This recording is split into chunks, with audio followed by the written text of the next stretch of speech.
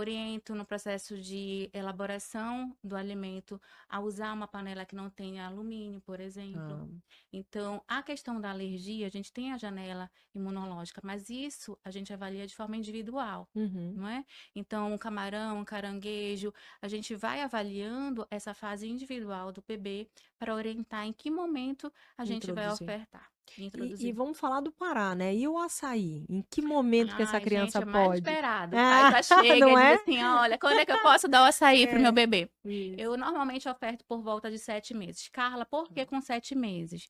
Porque se eu colocar com 6 e foi aquele alimento que a mãe mais aceitou, a criança vai querer tomar o açaí O todos tempo os inteiro. dias. É, mas 7 meses é o período que normalmente eu peço para introduzir o açaí na alimentação da família do bebê paraense. E eles amam, viu, Izzy? Eles amam, é. Amam, É amam. verdade. E assim, sem açúcar, né? Por favor, Por favor. por E aí eu favor. até queria puxar esse gancho da Hum. gente falar um pouquinho dessa preconização, né? Acho que da Sociedade Brasileira de Pediatria, de Nutrição, acho que toda a sociedade brasileira fala sobre o vilão, né, ser realmente o açúcar. E quais são os perigos de se ofertar alimentos açucarados, adoçados, enfim, para essa criança antes dos 2 anos? Porque antes não existia isso. Tem muita gente que fala, não existia isso, né? Eu te dava Nescau com açúcar dentro e tá tudo bem.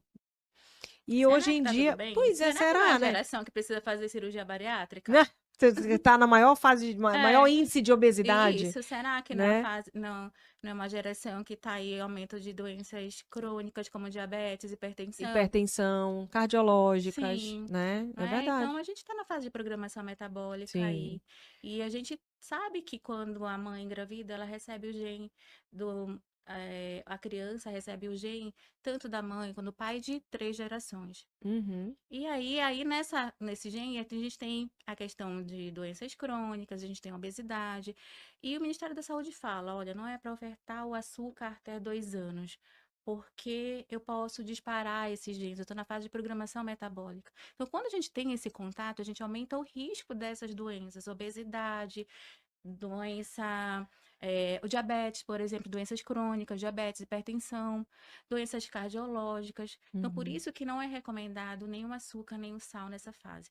Também não é recomendado porque é a fase de formação do paladar. Então, se eu for começar a ofertar alimentos mais açucarados para essa criança, ela não vai querer depois aceitar Uhum. alimentos mais naturais. E a criança não teve contato ainda. Estou formando o paladar, então é óbvio que a gente vai trabalhar os alimentos mais saudáveis, mais Uhum. naturais. Não tem porquê a gente apresenta esses alimentos que fazem mal para a saúde. Às vezes, quando o paciente chega maiorzinho no meu consultório e fala assim para eles, é, 7, 8 anos, eu falo, nossa, quando você começar a trabalhar e que você receber o seu salário, você vai no supermercado, você acredita que tem gente que pega o salário e gasta todo com alimento que faz mal para a saúde, colocando no carrinho e leva para casa, come e faz mal? Aí a criança fala, tia, eu não acredito nisso.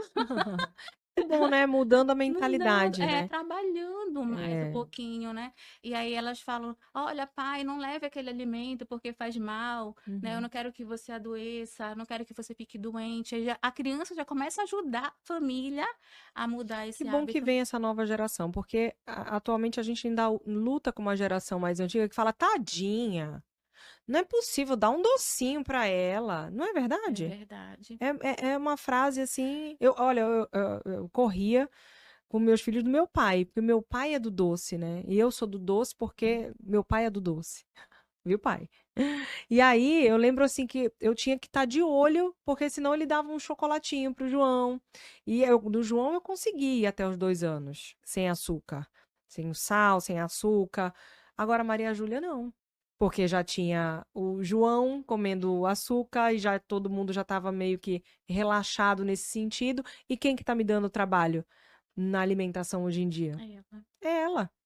Sabe o que me preocupa hoje também? Easy, as crianças indo muito cedo para a escola, e na escola esses aniversários toda semana, com os brindes sendo com bombons, Sim, né, o sim. bombom é açúcar e o corante o tempo inteiro, artificial, é tudo Uhum, que a gente pede para evitar você causar hiperestímulo neurológico, por também alterar a microbiota intestinal. A microbiota intestinal alterada prejudica a fase de absorção de nutriente, prejudica a questão imunológica. Então, aquela criança ela tem contato o tempo inteiro com doce, com açúcar, com corante, com aditivo, que isso vai refletir na saúde lá na frente.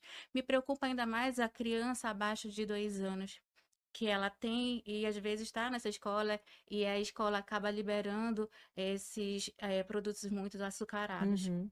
É verdade. Então, além disso, da gente evitar o açúcar até os 2 anos, é justamente pensando no futuro, No futuro. né? O que que vai vir ali para o futuro? Não só na introdução alimentar, nessa fase, mas a gente pensar como na saúde como um todo dele ao longo da vida, né? É a fase que a gente tem, né, para organizar. Se eu tenho o controle ali, porque eu digo, criança não compra, Uhum, né? Então, se eu tenho controle por comprar, por ofertar, por que eu vou colocar um alimento que pode prejudicar a saúde lá na frente? sem dúvida.